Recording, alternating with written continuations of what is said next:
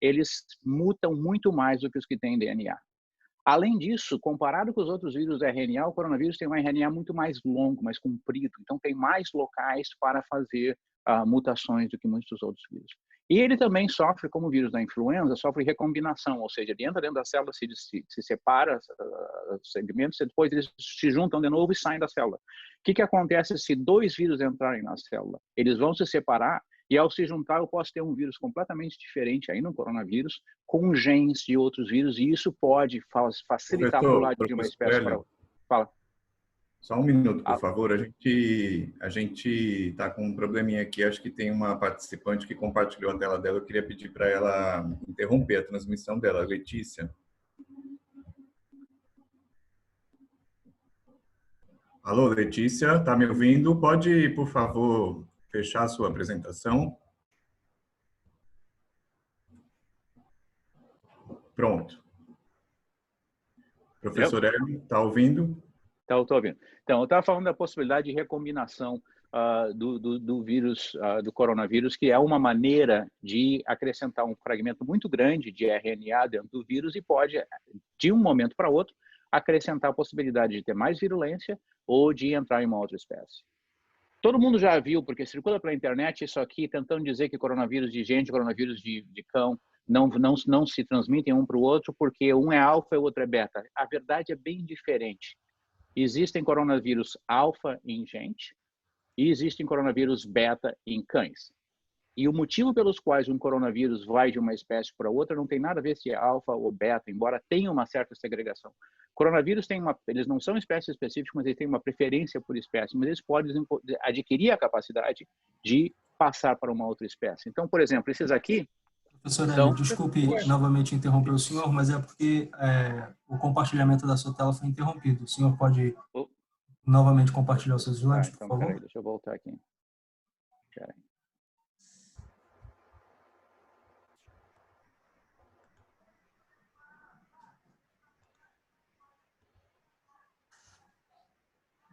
Perfeito. Então, deixa eu voltar para outra, então. Então, o que nós temos aqui... O que nós temos aqui são os coronavírus que têm pessoas. Então, tem alguns que vieram de morcegos, né, passaram por uma outra espécie e chegaram a ter gente. O SARS-CoV está aqui porque ele é um risco bastante grande. Ele não apareceu em gente, mas ele é muito próximo do que pode entrar em gente. No momento é só de porcos. E se vocês olharem as datas dessas... em que esses vírus entraram na população humana, vocês vão ver que tem um de 1967, que é o mais comum em gente hoje, ou pelo menos era até apareceu o SARS-CoV-2, mas os outros são praticamente todos desse século, então são coisas relativamente recentes. O que determina se um coronavírus vai infectar um animal ou outro animal? É basicamente como ele se liga à célula com o receptor. Então, no caso do SARS-CoV, do SARS-CoV-2, são os de linhagem B, é o receptor AC2, é o ECA2. Como o receptor não se traduz, então é AC2. Então, todos os animais que tiverem um receptor semelhante a das pessoas têm um risco maior de serem infectados por esse vírus. Então, quando o vírus entra na célula, basicamente se liga a proteína, que é essa que dá esse formato de coroa, se liga ao receptor. No MERS, o receptor é o CD26, ou DPP. E no SARS-CoV, no SARS-CoV-2 é o AC2. Então, para poder saber que espécies têm a predisposição a ser infectados pelo SARS-CoV-2, a gente tem que simplesmente olhar no receptor. Então, é uma questão, independe se é alfa ou beta, depende em quem vai entrar onde, basicamente é uma chave e um cadeado. Então, a proteína S tiver afinidade pelo receptor AC2 e o receptor entrar, vai penetrar na célula e aí pode, teoricamente, causar infecção.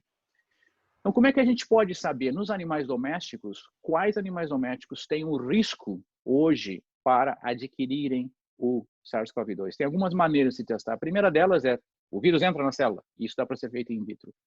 A segunda, existe uma ligação com o receptor. E isso hoje está sendo feito por computador. Faz uma simulação do receptor, tridimensional do receptor e da proteína S, e vê se eles se encaixam direitinho e dá uma ideia se pode ou não. A simulação por computador é muito boa para dizer que não funciona. Esse receptor não vai se ligar. Ela não é tão boa assim para dizer se funciona. Às vezes a simulação diz que funciona e o vírus não consegue se ligar. E por último, é a infecção experimental. E é importante saber aqui, em animais domésticos, à exceção do cão e do gato, tudo que a gente tem hoje são dados que param até infecção experimental. No cão e no gato e no tigre, que não é um animal doméstico, a gente já tem ocorrência natural do vírus e não tem em nenhum caso demonstrado transmissão de nenhum animal doméstico para pessoas. Então vamos começar com os animais domésticos que a gente usa em laboratório, que algumas pessoas têm em casa. Então rato, camundongo, hamster, porquinho da Índia e coelho. Então primeira coisa, in vitro, eu sei se a célula entra na célula de um desses animais em cultura de célula in vitro, foi testado no camundongo, não entra. É claro, talvez existam mais dados que não estejam daqui, mas isso no que já foi publicado. O modelo de computador se liga ao receptor, o único que é provável é o hamster. Os outros todos é improvável, e o coelho, esse 3.5, 2.5, 4.5 é de um trabalho que fez a modulação por computador, então 5.5 é perfeito, exatamente igual às pessoas, ou muito próximo de pessoas. O que tem 16.20 é um outro trabalho que trabalhou, não fez a modelação tridimensional de todas as espécies, mas olhou a sequência de todas as espécies. Então, no caso do coelho, nesse trabalho eles consideraram que mais de 18 seria provável. O coelho está na fase intermediária. Tem inoculação experimental? Temos apenas no hamster e com sinais. Nos outros todos, como é improvável que se ligue ao receptor, é improvável que alguém vá tentar fazer a infecção experimental. Então, o que a gente sabe do hamster? No hamster, hoje se sabe que o hamster é um modelo para a enfermidade, o hamster pode adquirir a infecção, e não só isso, ele vai ter sinais clínicos com a dispneia, respiração rápida, perda de peso e as alterações histopatológicas. Então, o hamster tem a possibilidade de adquirir a infecção e demonstrar sinais clínicos. Passando para os animais de fazenda, bovinos, equinos, suínos, ovinos, patos e galinhas. Em quais a gente sabe que pode entrar in vitro? Nos suínos. Então, em células de cultura de células de suíno, o vírus entra in vitro. No modelo tridimensional, se liga ao receptor, os que provavelmente se ligam: bovinos, suínos e ovinos. Cavalos, patos e galinhas é improvável. Inoculação experimental, naqueles que a gente tem, quais são os resultados? Que não se consegue inocular um porco, não se consegue em patos, não se consegue em galinhas. Em patos e galinhas não é surpreendente. Tem mais de um trabalho com patos e galinhas, porque em alguns lugares onde existe o vírus hoje, muita gente tem pato em casa ou tem criações de galinha, tem galinha em casa, como aqui no Oregon. E em cavalos é improvável. Esse trabalho saiu na Science na semana passada, mas já está circulando há algum tempo, eu vou voltar a ele várias vezes. No próximos slides, nós vamos trabalhar com esse trabalho no que diz respeito a outros animais domésticos. Então, não são nem ferrets, nem cats, nem dogs, nem ferros, nem gatos, nem cães. Com relação aos porcos, eles tentaram inocular os porcos, dá para ver que não conseguiram nada. Não consegue achar o vírus, o RNA do vírus no swab de orofaringe, no swab retal, e nenhum dos porcos inoculados ou que tiveram contatos, que não foram inoculados, tinham contatos com os porcos inoculados, nenhum deles se converteu. Galinha, exatamente a mesma coisa, e patos também a mesma coisa, ou seja, porcos, galinhas e patos não parecem ser sensíveis. Existe um outro trabalho, se é que dá para chamar de trabalho, na verdade é um estudo que está em andamento na Alemanha, mas que eles já disponibilizaram dados iniciais. Então, com relação a galinhas, não é possível inocular as galinhas, ou não foi possível inocular as galinhas, e a mesma coisa para os porcos. Eles liberaram esse trabalho no ProMed, na verdade, resultados preliminares no ProMed, e eles falaram que esperam os resultados finais para maio. E esse é um grupo bastante forte de pesquisa da Alemanha, então é provável que os resultados realmente a gente nem sabe exatamente o que foi feito ou como foi feito, mas parece que eles não conseguiram inocular galinhas e porcos. Bom, passando para os animais domésticos, aqueles que são mais prováveis de estar perto das pessoas: cão, gato e ferret. A gente sabe alguma coisa sobre a inoculação in vitro? Sim, penetra na célula de cão e penetra na célula do ferret. Em termos de modelo, se liga ao receptor, provável nos 3 animais. E em inoculação experimental, o que aconteceu em inoculação experimental com cães, gatos e ferrets? Em cães, vamos botar talvez. Na verdade, é um sim, mas é um sim bem light. Gatos se inoculam, ferrets se inoculam. Então, olhando com um pouco mais cuidado na inoculação experimental, o que a gente tem? Né? Tem 3 coisas para ver na inoculação experimental. Se elimina, seroconverte, se transmite e se tem sinais clínicos. Então, no caso da seroconversão, todos eles seroconvertem, ou seja, o animal foi exposto ao vírus e desenvolveu uma resposta de anticorpos. Transmite para outros animais. No cão não foi possível haver transmissão. E o que se faz aí? Inocula num animal e aí na gaiola do lado, sem contato direto, tem um animal que é suscetível.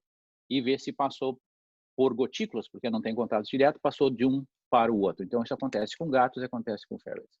E em termos de sinais clínicos, os cães não têm sinais clínicos, os gatos não têm sinais clínicos, e os ferrets têm sinais clínicos bastante moderados, não é tanto como no hamster. Os sinais clínicos que a gente vê nos estudos em ferrets é febre, e num estudo anorexia, no outro estudo foi diminuição da locomoção dos ferrets, então um pouco mais de inatividade nesses animais.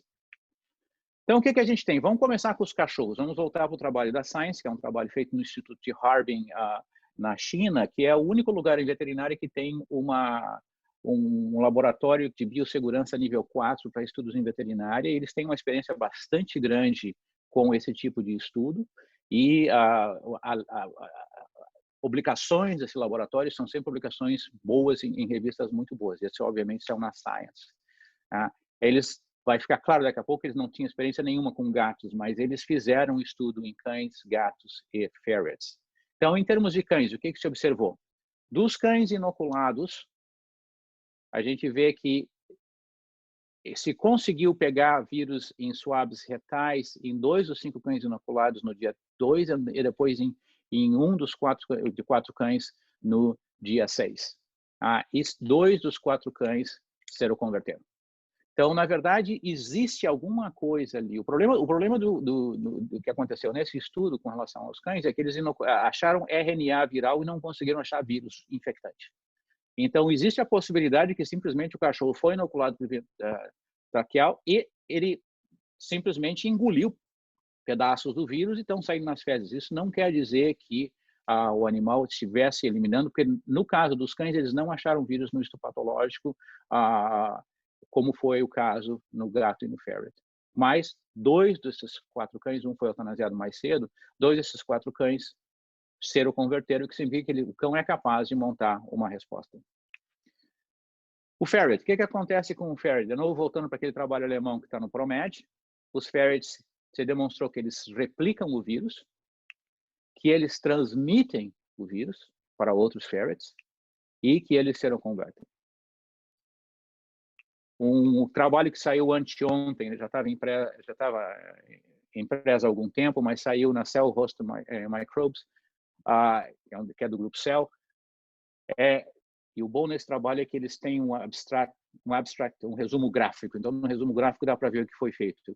Inoculou os ferrets com o vírus, os que tinham contato direto desenvolveram doenças, os que tinham contato indireto, também um deles desenvolveu a doença. Ou seja, mostrou exatamente a mesma coisa. Se pode inocular um animal, eles têm sinais, eles transmitem a doença diretamente e por gotículas. E por último, um trabalho da Science, foram inoculados os ferrets. 2 ferrets desenvolveram febre e anorexia, os outros não desenvolveram sinais. O vírus foi eliminado por via nasal e via retal, com uma maior quantidade infectante, maior quantidade de vírus e vírus infectantes, com certeza na amostra nasal, não conseguiram na retal.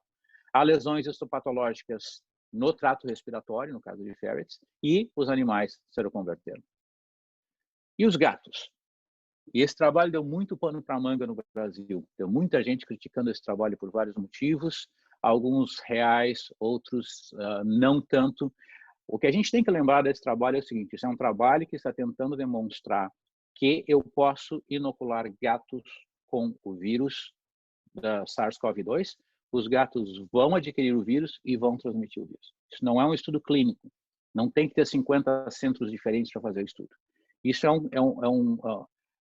Tem limitações? Tem. Todos os gatos eram jovens. Um grupo era gatos de 6 a 8 meses, outro grupo era gatos com menos de 100 dias. Os gatos estavam estressados, com certeza. É um grupo que não tinha trabalhado com gato ainda e eles não conseguiram coletar suave faríngeo, orofaríngeo, porque os gatos estavam muito agressivos. Usaram uma alta carga viral em número pequeno? Sim. Eu quero saber se o gato pega a doença. Eu vou usar uma alta carga viral em número pequeno. Então, só para dar uma ideia de perspectiva de como são feitos esses estudos, é assim que eles são feitos. E se vocês forem olhar para trás, esse é o mesmo tipo de estudo com um número menor de gatos, alta carga viral, foi feito no caso da pandemia H1N1 em 2009, foi publicado no Emerging Infectious Disease, quase igual. Com H5N1, que é a influenza altamente patogênica aviária que tem na Ásia, em que os gatos, na verdade, os gatos se sabe que eles transmitem para outros gatos naturalmente e morrem, tem uma alta mortalidade em gato. Então, o estudo foi feito pelo pessoal da escola da escola de medicina em Rotterdam. Também, mesma coisa. E o trabalho esse foi publicado na Science. E o trabalho da SARS original foi feito com gatos, publicado na Nature, com um número menor de gatos e uma dose infectante maior. Ou seja, é assim que se faz esse tipo de estudo. Eles fizeram exatamente o que a gente espera que eles façam. E o que eles encontraram? Dos gatos inoculados, nenhum deles teve sinais. O vírus é eliminado por via retal e o vírus é presente no trato respiratório e intestino. E é interessante, porque o intestino delgado, em toda a sua extensão, tem uma concentração relativamente alta do receptor AC2. Então, faz sentido que possa ser o vírus possa replicar também lá, e foi isso que eles determinaram. As lesões histopatológicas que eles demonstraram no trato respiratório de filhotes, e esses animais, dos filhotes são os gatos com menos de 100 dias. E esses animais serão convertidos. Então, tinha um outro grupo de gato que é os gatos expostos. Então, eles enganaram no individual, cada um estava do lado de um gato inoculado, sem contato direto. Então, em um de 3 gatos, ele excretou RNA viral nas fezes, e na histopatologia, eles conseguiram achar RNA viral nos cornetos, palato mole, tonsilas e traqueia, e esse animal seroconverteu. Ou seja, houve transmissão por gotículas. Então, o que esse trabalho me diz é que, experimentalmente, eu posso inocular um gato, o gato vai eliminar o vírus e pode, nesse modelo, transmitir para outros gatos. Isso não é condições naturais, mas isso me diz que o gato é suscetível. Isso saiu na Science mais ou menos um mês atrás, né? Quarentena para o gato, desinfecção para o cão. Qual é a última recomendação? Claro que isso é para chamar atenção, né? Science Magazine não é a parte científica, é a parte jornalística do grupo Science, mas é interessante para a gente começar a pensar se isso é um problema ou não. Como que o animal, e agora nós estamos pensando então o risco de transmissão para pessoas, dos animais que têm uma alta concentração, galinha, porco, pato, não vai ter praticamente contato, não tem risco de transmissão no que a gente sabe hoje. Para bovinos, equinos, o risco de transmissão, equinos provavelmente não vai funcionar, mas bovinos e ovinos, o risco de transmissão para pessoas é mínimo, mesmo que a gente não sabe se eles pegam o vírus, mas mesmo que eles pegassem, ninguém está trabalhando na cara desses animais o tempo inteiro e com contato muito próximo. Então vai ter um distanciamento físico muito grande que não vai ser problema. O grande problema para pessoas, se é que existe algum problema, seria com pets. Então nós temos 2 maneiras como alguém pode pegar isso de um pet. Um seria pelo fomites, né? Aquelas partículas que ficam em coisas. Com fomites, ninguém estudou nada, ninguém sabe absolutamente nada sobre a persistência desse vírus em pelo de cães, gatos, ou o que quer que seja. Então, é basicamente uma coisa teórica. Mas, para ilustrar, o risco de transmissão por fomite é o mesmo risco que tem o urso de pelúcia. E provavelmente é menor que no urso de pelúcia, porque uma criança ou uma pessoa com COVID talvez tussa no urso de pelúcia, e é improvável que tussa no cão. Então, o risco por fomites existe, mas ele é muito pequeno. E com relação ao risco do vírus nos pets. Então, nós temos que considerar sempre, quando a gente pensa em termos de vírus, entra na célula, causa doença, é eliminado. Porque ele pode, se for parado em qualquer momento desses, não vai acontecer. Não vai ter risco nenhum, nem para outros pets, nem para pessoas. Então, a gente sabe que entra na célula. É questionável se em cães e gatos causa doença, embora tenha um gato, eu vou falar sobre ele daqui a pouco, que tenha desenvolvido sinais. E é eliminado, a gente sabe que é eliminado, pelo menos em gatos, na forma infectante. No cão, a gente não sabe se é ou não, talvez não.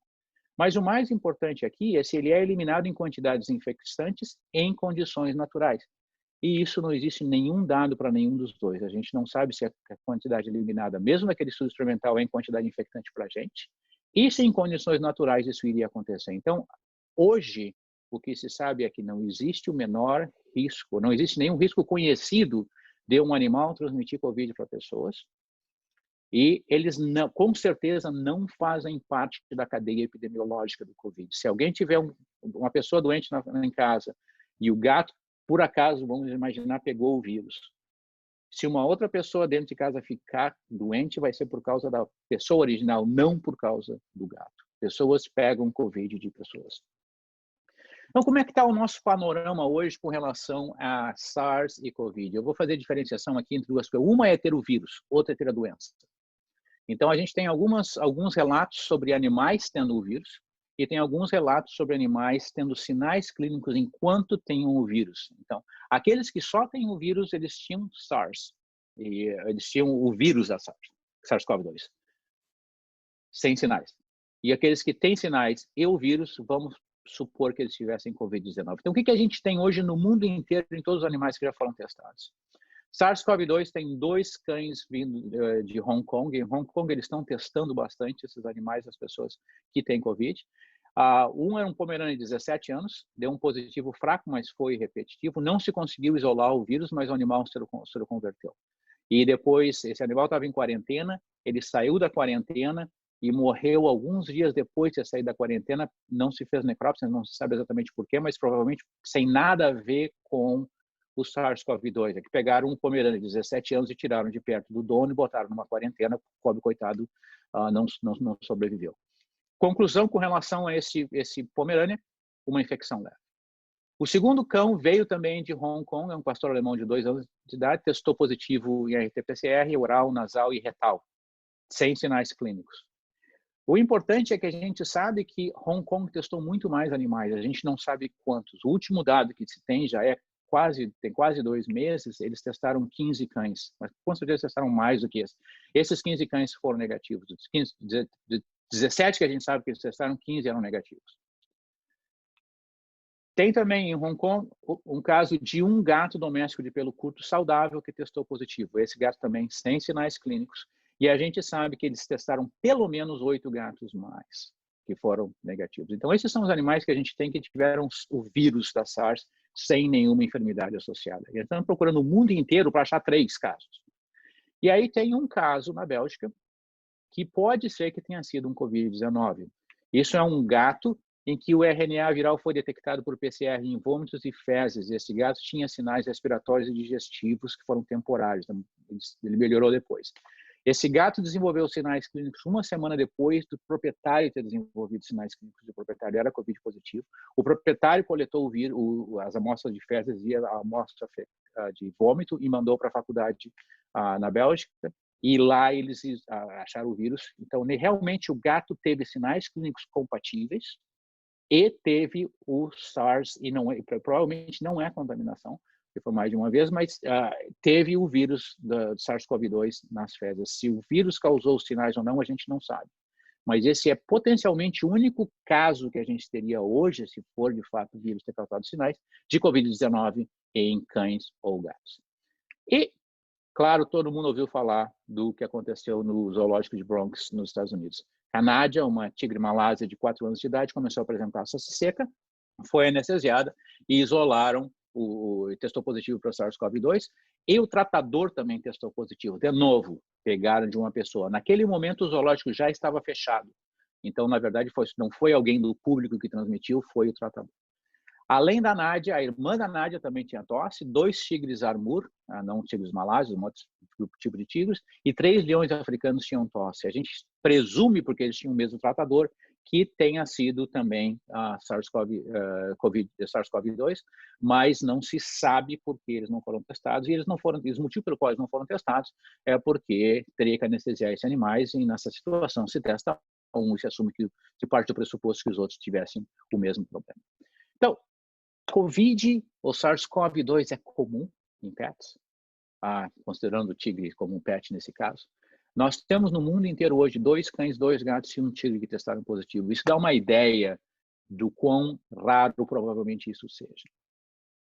Existem alguns inquéritos moleculares em animais domésticos, em cães e gatos, que mostraram, dá uma ideia, mas a gente tem que olhar com cuidado, porque o objetivo nem sempre foi de fazer um estudo de epidemiologia molecular. Então, tem um estudo na China em que 4.800 animais foram testados no mercado de peixe de Huanan, e lá todos eles foram negativos. Incluiu nesse estudo cães e gatos, não se sabe quantos. E não se sabe se de proprietários com Covid-19. Era basicamente, eles estavam tentando achar de onde diabo veio esse vírus. E nisso também foram testados alguns cães e gatos. Não achou nada em cães e gatos. O laboratório IDEXX fez um levantamento testou 4.800 cães, gatos e cavalos nos Estados Unidos e na Coreia do Sul. Todos foram negativos. Não se sabe se tinha algum proprietário com Covid-19. As amostras da Coreia do Sul são depois do Covid, e nos Estados Unidos tem algumas amostras do estado de Washington. Mas o objetivo desse estudo era fazer a validação laboratorial do teste. Ou seja, eles não estavam procurando realmente quem tem Covid-19. Então, era com certeza uma população de baixa prevalência. Alguns laboratórios estaduais de veterinária agora estão começando a testar em situações muito específicas esses animais. Nós começamos a testar aqui no laboratório da faculdade hoje, começa teste em gente, e o mesmo teste pode ser usado em animais, embora com reagentes diferentes. Mas o laboratório do Washington, da Washington State University, em animais com proprietários de Covid, 3 gatos, 2 cães, todos negativos. Isso é o que eles têm eles testaram até hoje, também em situações muito excepcionais. E por uma questão parecida com o que aconteceu com os tigres, eles tiveram um tratador de um zoológico que testou positivo, eles testaram os tamanduás que esse tratador tratava, e os tamanduás foram negativos. Então, até agora está difícil de achar alguma coisa. Existem inquéritos sorológicos. Existe um que está em preprint, ou seja, não está publicado, já foi disponibilizado. Isso é uma prática comum na área de biologia e é uma prática recomendada em situações em que eu esteja numa crise. Claro que as pessoas se aproveitam. Saiu o trabalho que dizia que a cobra tinha sido o hospedeiro entre o morcego e as pessoas. Aquele trabalho ficou 24 horas até que alguém desmentisse. A semana passada saiu aquele maluco do vírus entrando na hemoglobina, que não tem receptor ACE2. Demorou uns 3 dias até que as pessoas pararem de falar que era besteira. Ontem saiu um que está partindo do pressuposto que o vírus passou de morcego para a gente porque um cachorro comeu um morcego. Trabalho, eu não tenho condições de avaliar o trabalho, mas a conclusão é altamente especulativa com relação ao morcego, o cachorro tendo comido um morcego ou a pessoa tendo comido um morcego. Mas o que a gente tem? Nesse preprint em Wuhan, na China, 102 amostras depois do início do Covid-19. Isso gatos. Desses gatos, 15 gatos foram positivos por ELISA e 15 gatos foram positivos por neutralização viral.